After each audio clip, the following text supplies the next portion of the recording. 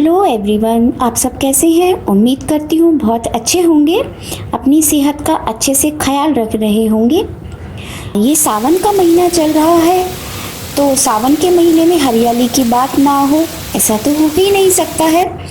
सभी जगह बहुत खूबसूरत मौसम, बहुत सुंदर सुंदर फूल, खुशबू वाले सभी तरफ लताएं लहरा रही हैं इस मौसम में। इस मौसम में कहा जाता है और देखा भी जाता है कि जो पौधे मर चुके होते हैं प्लांट, वो भी हरे हो जाते हैं, अच्छे हो जाते हैं, अच्छे से खिलते हैं, ग्रो करते हैं। जैसा कि हम सभी देखते हैं कि बिना घास के गार्डन नहीं होता है। जी हाँ, आज हम घास, दूर्वा, दूब इसी के बारे में बात करने वाले हैं। तो ये एक मेडिकेटेड प्लांट है, मेडिकेटेड है, घास है, दूब है। इसके बारे में हम आज चर्चा करेंगे थोड़ी, जितनी भी मुझे इससे रिलेटेड बातें और इसके बारे में जो दवाइयों के बारे में इससे क्या हम फ़ायदा ले सकते हैं, जो हम कुछ जानते हैं कुछ नहीं जानते हैं, उसके बारे में हम बात करेंगे। गार्डन में लगाने के लिए घास तो काम में आती ही है, इसके साथ में हम मेडिकेटेड इसे काम में ले सकते हैं। इसके बहुत फ़ायदे हैं, बहुत ही फ़ायदे हैं। इसे व्हीट ग्रास भी बोलते हैं, जैसा आजकल इसका बहुत प्रचलन हो रहा है। नेचुरोपैथी, प्राकृतिक चिकित्सा, आयुर्वेदिक सभी में व्हीट ग्रास के रूप में इसका प्रयोग किया जाता है। एक तो ये दूब होती है जो सभी जानते हैं, जंगल की तरह से अभी काफ़ी हर जगह हमें मिल जाएगी। और एक व्हीट ग्रास होती है जौ को बो करके हम उसको कट करके और सूप बना के उसका हम पीते हैं। आज हम बात करेंगे वाइट दूब, जो कि हर जगह हमें लॉन में लगाने में मिल जाती है। और अभी बारिश के मौसम में हर जगह बड़ी हमें काफ़ी लंबी लंबी हरी हरी दूब हमें मिल जाएगी। इसे दूब घास भी बोलते हैं, दूर्वा भी कहते हैं। वैज्ञानिक नाम इसका और लैटिन भाषा में साइनोडोन डैक्टिलोन कहते हैं। और अलग अलग जगह पर, अलग अलग क्षेत्रों में इसे अलग अलग नामों से जाना जाता है। मारवाड़ी राजस्थानी भाषा में इसे ध्रो, DHRO, ध्रो कहा जाता है। अंग्रेजी में दूब ग्रास, संस्कृत में दूर्वा अमृता हर्ष सालिका, हिंदी में दूब बोला जाता है, राम घास और काली घास, बंगाली में दूब, दूर्वा, और भी कई भाषाओं में अलग अलग नामों से इसे जाना जाता है। सभी हिंदू संस्कारों में इसे काम में लिया जाता है, चाहे वो शुभ काम हो चाहे वो अशुभ काम हो। ये एक बीजपत्री, यानी कि एक ही स्टेम में से एक ही फुटाव होना, एक स्टिक जाकर के उसके अंदर से जो नई पत्तियां आती हैं, जो नई अंकुरित होती हैं, वो एक ही चलती है ऊपर। जैसे और प्लांट जो होते हैं उसमें से बहुत सारी शाखाएं निकल जाती हैं, बट इसमें से ऐसा नहीं होता है, एक में से ही ऊपर ऐसे ही वो बढ़ती रहती है, इसलिए इसे एक बीजपत्री पौधा कहा जाता है।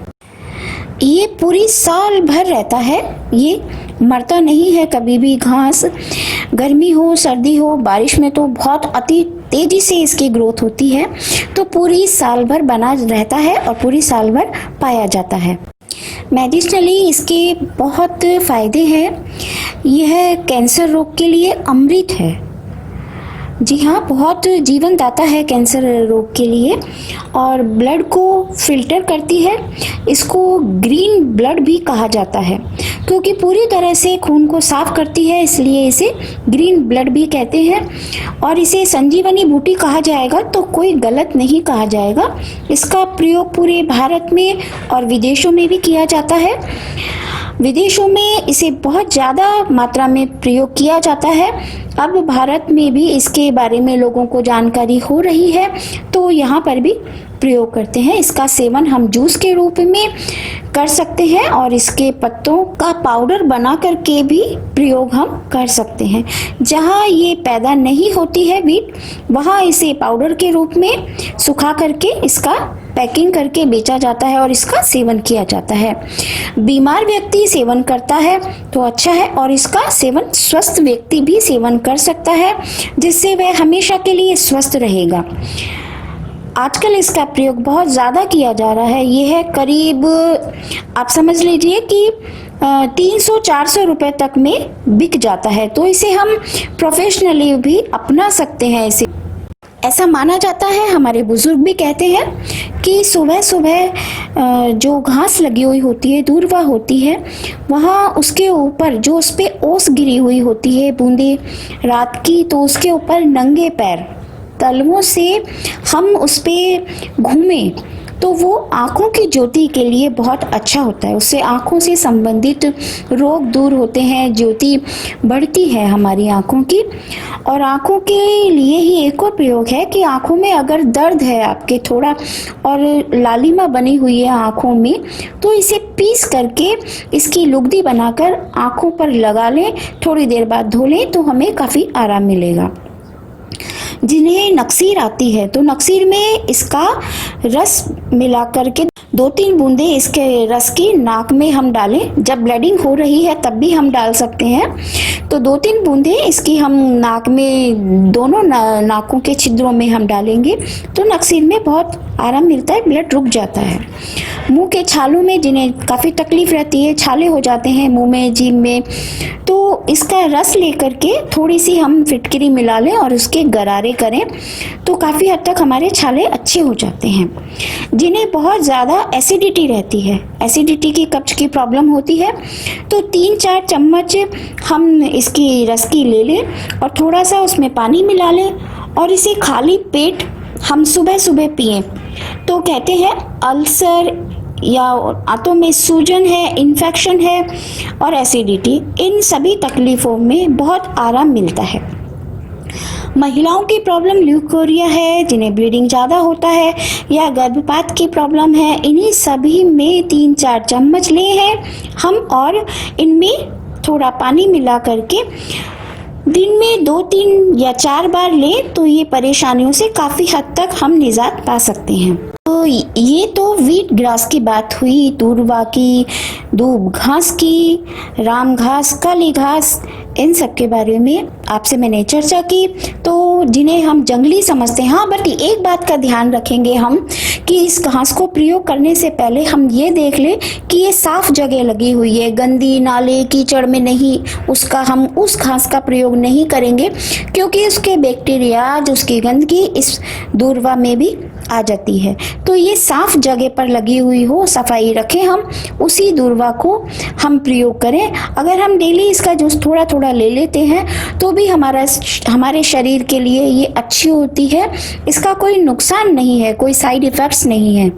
कुछ पौधे और भी मैं थोड़ा बताना चाहूँगी। कुछ पौधे हैं जो हम घर में, हम गमलों में लगा सकते हैं, तो पौधों से खूबसूरती तो बढ़ेगी ही, हमारे घर की ग्रीनरी रहेगी, लेकिन उसके साथ में हम इन्हें दवाइयों के रूप में भी प्रयोग कर सकते हैं।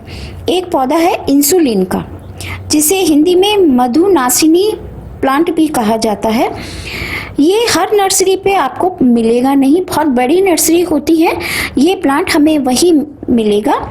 तो ये जिन्हें शुगर की प्रॉब्लम है उनके लिए ये रामबाण और अमृत है। ये इसके पत्ते डेली हम 3-4 पत्तों का सेवन करेंगे तो कहा जाता है, ऐसा माना जाता है, लोगों ने प्रयोग भी किया है कि उसकी इंसुलिन और शुगर जो है वो कंट्रोल हो जाती है, ज़्यादा बढ़ती नहीं है या ज़्यादा कम नहीं होती है, ख़त्म तक हो जाती है।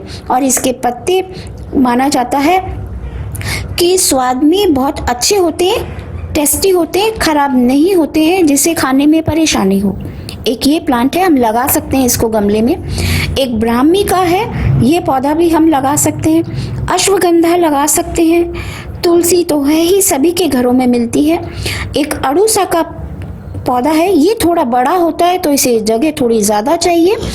माना जाता है, ऐसा कहा जाता है कि अड़ूसा के 2-2 पत्तों को सुबह और शाम, अगर हम 3-4 पत्ते सुबह और शाम, जिन्हें खांसी है, सूखी हो, कैसी भी खांसी हो, उसमें खिला देते हैं तो खांसी लगभग ठीक ही हो जाती है। एक हल्दी है, इसे भी हम गमले में लगा सकते हैं। थोड़ा हम बोट शेप का बड़ा गमला लें, उसमें लगा सकते हैं। अदरक लगा सकते हैं, तेजपात का पत्ता लगा सकते हैं, सदाबहार, एलोवेरा, पपीता के पत्ते चिकनगुनिया और डेंगू, इन परेशानियों, इन फीवर्स में बहुत अच्छा काम करता है। कड़ी पत्ता, जिसे मीठा नीम कहते हैं, देसी गुड़हल। तो ये इतने जो प्लांट हैं, पौधे हैं, ये सभी हमें गमलों में लगाने चाहिए और इनका भरपूर अच्छी मात्रा में प्रयोग करके इन बीमारियों से निजात पानी चाहिए और इन बीमारियों को अपने पास आने ही नहीं देना चाहिए। तो जिन्हें भी मेरा वीडियो आज का अच्छा लगा, प्लीज़ शेयर कीजिए मेरे वीडियो को, मेरे चैनल को लाइक कीजिए। Thank you so much, bye bye.